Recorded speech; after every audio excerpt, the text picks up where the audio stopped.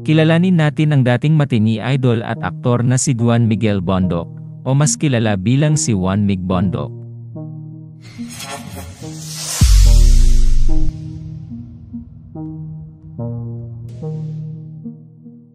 Unang nakilala si Juan Mig bilang commercial model ng isang toothpaste brand, hanggang sa napabilang siya sa hit kapuso teen-oriented series na TGIS o Thank God It's Sabado noong 1995.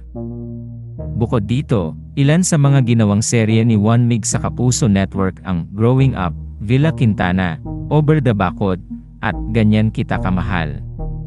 Naging host siya ng noontime show na Showtime noong 2005 sa IBC13.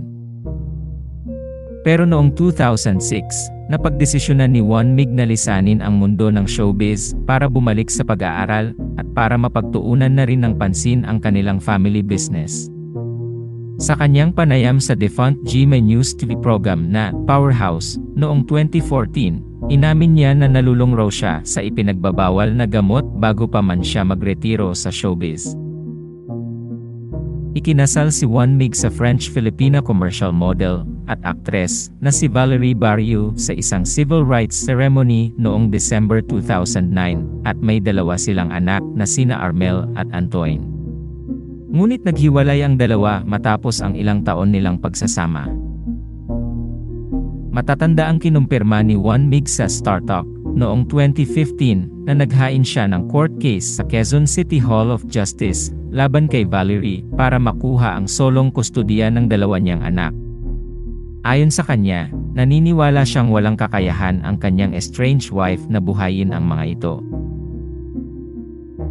Sinubukan niyang pasukin ang mundo ng politika matapos mag-file ng Certificate of Candidacy bilang Bataan 2nd District Representative noong 2012, ngunit sinampahan siya ng disqualification case dahil sa kakulangan sa residency requirements.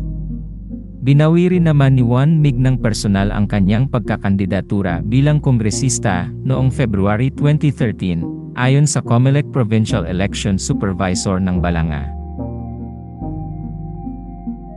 Ayon sa ulat ng GMA News Online, si Juan Mig ay nakatira sa Mariveles, Bataan at very hands-on siya sa kanyang mga anak kahit abala siya sa negosyo.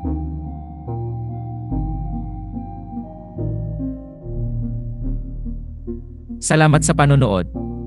Huwag kalimutang mag-subscribe sa aming YouTube channel, i-like ang video na ito, at i-turn on ang notification bell.